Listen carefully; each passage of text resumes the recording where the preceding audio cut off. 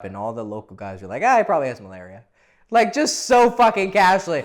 But it made me hard. Yeah, this fucking Brazilian jiu-jitsu loser is probably gonna... I remember I took a couple years off of video games. But guess what? Girls respect that to some extent.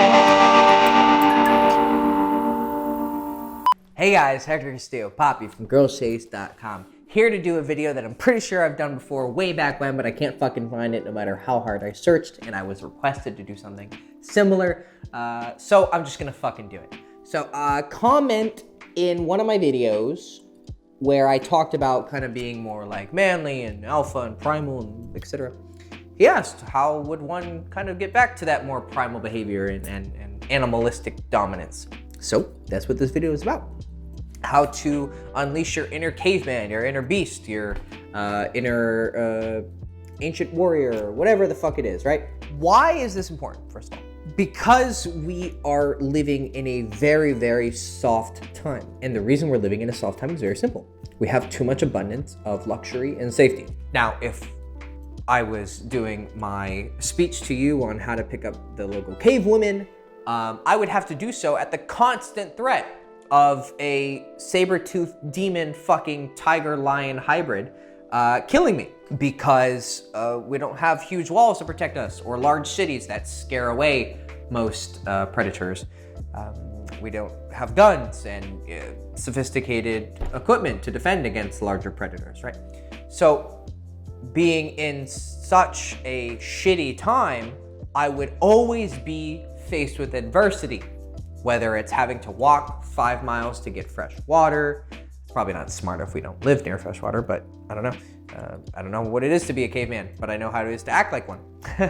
So I would be strapped for food. I would always be under attack. There's no laws which stops my neighbor from killing me and taking my family or killing my family too. There was a constant threat of death and suffering and pain. And we still are all subject to death and suffering and pain, but we don't realize it because we live in such purity and in such wealth and abundance. And that keeps you from sharpening yourself, from keeping yourself strong, from keeping yourself sharp. Because when you grow up, and for instance, what I grew up around, in some instances, I wasn't myself high affluent, but I grew up near them and I saw they were just sheltered, they were given everything. There was really nothing for them to worry about except for their high school dramas and maybe their sports. And because of this lack of sharpening of themselves through adversity, they see the world through a very soft lens. This is what causes people to have very soft views on certain things that I won't get into. They tend to idealize the world because most of it is taking place just in their head or in the books they've read, but they've never spent time in more dangerous areas or around more dangerous people. And maybe they don't even fully admit or realize that those dangerous people exist because everything's great, life is great. Why would anybody be mean? Just be loving, love everyone. Right. But not everyone is with your abundance, or even if they are, they want more. Not everyone is in such a good situation. And when you don't see the dark sides of life, and when you don't see the disgusting parts of people and life, which is quite high in abundance. I'm not cynical, but I am realistic.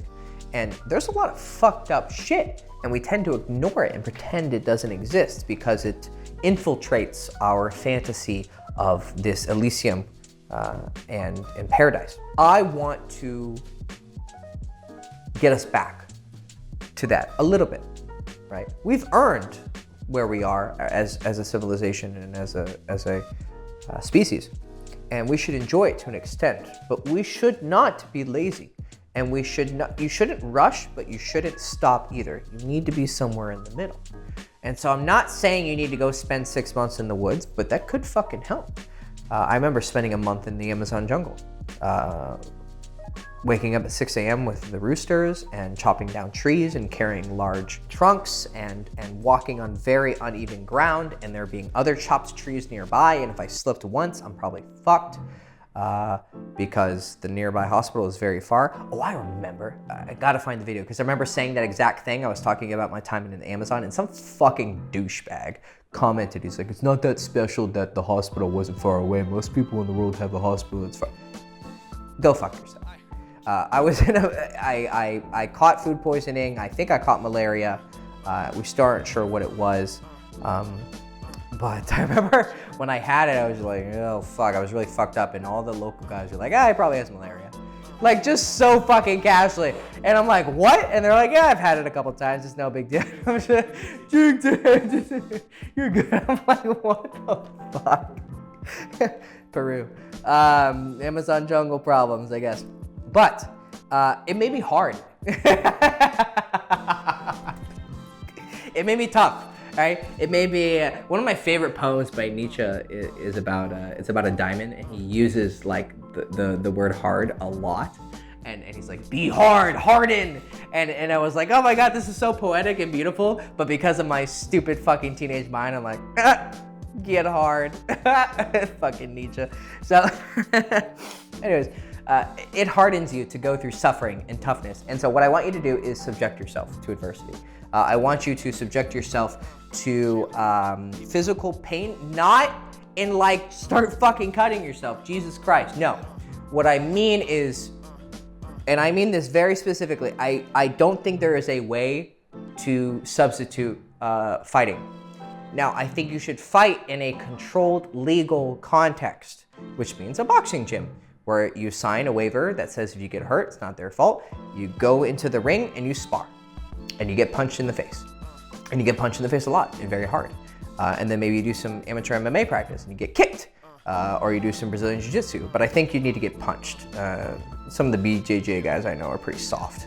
I remember I was training with Chris Lieben, and he was making fun of Brazilian Jiu-Jitsu guys. He's like, yeah, this fucking Brazilian Jiu-Jitsu loser is probably gonna tell you to get on your back and pull him into the darkness of some metaphorical, like, you know, he's teasing like some of the shit they say. And he's like, none of that works when I just punch you in the fucking face, you know? And it's very true. And he's a very accomplished middleweight UFC fighter. So, but I found it so funny. It's just like, just get punched in the, like, I'm just gonna punch you in the face. You can't put me in a fucking key lock. He liked to make fun of kimuras too. People, he's like, I don't call it a fucking kimura. This is fucking America. We call it a key lock. But he's like, I'll just punch you in the fucking face. And it's true, you know. So it's nice to grapple, and I would recommend wrestling actually over Brazilian Jiu-Jitsu, because BJJ is not going to help you as much in a street fight, because you might not be in a 1v1 situation. But knowing how to do a quick single leg and take a guy down, that'll be helpful. So wrestling and boxing, I would recommend. Just get punched in the face and thrown around. And that is very, very crucial, because despite being in such abundance and living in a paradise that we do, not everyone, I get it, you know? There's people watching this from third world countries where things aren't as nice. But that's what's gonna make you strong and give you an advantage and allow you to be more primal, right? So you need to put yourself artificially even into your old primal tribal self, which means do warfare, but in a legal, safe context. I'm not saying go out and look for a street fight. I'm not condoning anything illegal, just for fucking legal purposes. So that will toughen you and harden you and remind you that you're living as a monkey around a lot of other monkeys, and those monkeys could tear you apart if they wanted to. Right? You should go check out Shutter Island. I loved when they had that scene where he's talking to Leonardo DiCaprio, and he tells him, like, what's stopping me from sinking my teeth into your eyes? And he's like, try it. And he's like, that's the spirit, you know, like that's you need that primal spirit. So by engaging in combat, you will naturally bring up that animalistic self. Secondly, I want you to imaginatively do it. I want you to start thinking of yourself as a primal warrior. So whatever ethnicity or nationality or race that you are or feel an affinity for, I want you to imagine yourself as that. So if you're from Nordic countries, imagine yourself as a Viking. If you're from an African country, imagine yourself as one of the ancient warriors of your city or tribe, whatever. For me, for instance, my blood comes from the Mapuche of the Chilean Arauca region. And personally, for me, I resonate with my ancient bloodline, which is the Mapuche of Chile. They were the indigenous of the Chilean region and some of Argentina and other areas before the Spanish came in. And we were actually, to my knowledge, the only tribe to successfully keep the Spanish from like colonizing us traditionally. I mean, eventually it happened through culture and trade and some warfare, but we stomped the shit out of them. And so I take some pride in that, and I kind of use that as like something to emulate and to think of myself as a Mapuche warrior. And there's one guy in specific that I just fucking, I think Lautaro is cool, but I think Galvarino just has some massive balls that will never be recreated. Basically, the story was he got captured by the Spanish, they chopped off his arm, and everyone else around them as a message to the other Mapuche. And he said, well, here. And he put his other arm up, and they're like, oh, you fucking cocky little shit, and smart ass, and chopped his arm off. And then he put his head. And they didn't want to give him the satisfaction of giving him a death. So they said, no, go back to your other savages and show them the might of the Spanish. And he's like, okay, you dumb fucks. So he went back, and he's like, all right, I know where they are, let's go fucking kill them. And he's like, hey, by the way, grab those 2 knives. Well, he didn't point. He put his little stub. He's like, grab those 2 knives and put them on my arm, and literally fucking tied some knives around his fucking arm. This is true. This is fucking in multiple historical documents. And fucking ran around with 2 fucking knives and stumps. And they actually ended up killing the second in command. They didn't end up killing the commander, but the second in command and fucking them up. Eventually they lost, and he was either fed to the dogs or hanged. There's conflicting reports. But that's some badass fucking shit, you know? So whenever I'm fucking or I'm going through life, obviously I need to be a polite human being and civilized to an extent, but I always imagine deep down I'm this like native South American warrior, and this invigorates me with a primal masculine energy that has been lost because of the softness of society. And then lastly, very simply, I want you guys to start rejecting social courtesies just a little bit. And I went overboard with this to an extent. Like I stopped wearing deodorant, and I made the mistake of not washing. I literally just stopped using deodorant, and I didn't like scrub, and oh my Lord, I smelled like holy hell. It actually makes a big difference because people can smell your actual scent, and women can be attracted to your actual scent. I wouldn't say don't take a shower, but hey, anything to get you in the mood of being an animal, right? Either a caveman or an animal. It can go either way. An animal is if you want to overcompensate. So this means, not saying excuse me when you burp, just wow. Right? Just farting whenever you want to fart. Having very animalistic body language, like very like you're hunkering instead of like right? Very like poised. Now you're just like, yeah, whatever. Riddick is a really good example. So Chronicles of Riddick, Pitch Black, and Riddick, basically the Pitch Black remake, which was fantastic. And he is one of the best fictional characters that I've seen really embrace this kind of primality when it comes to just your everyday movements and speech patterns. And then lastly, being less civilized in your everyday life, not just with your social courtesies, but just start to isolate yourself more. Don't be so social and friendly. And I know this is kind of counterintuitive to going out and meeting girls. You can still do that. But don't be the nice guy who's like, oh, hey, nice to meet you. Hi, my name's Bob, right? Instead, you're being like, hey, nice to meet you. You don't always have to be so nice and always so charming. Instead, embrace that, well, I don't know you, and there's a very strong likelihood that you would betray me if given the chance. So I'm just gonna treat you as a predator. And you start treating everyone not as an enemy, but a potential enemy. Obviously, if you take this too far, you'll just become very nihilistic and isolated.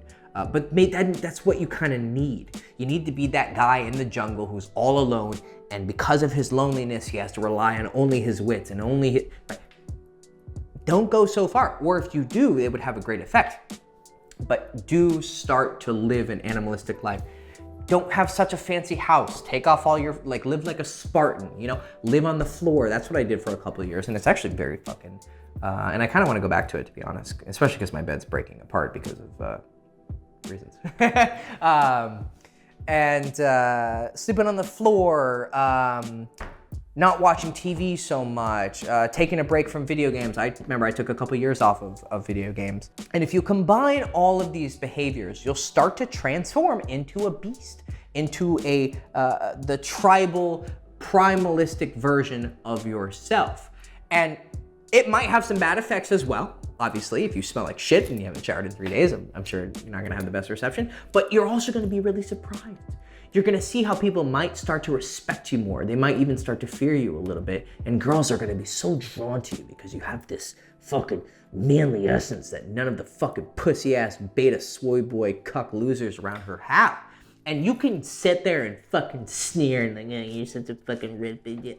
Fuck you, it doesn't matter. Her pussy's still getting wet. You could be the most typical caricature, fucking stereotype alpha male possible. But guess what? Girls respect that to some extent.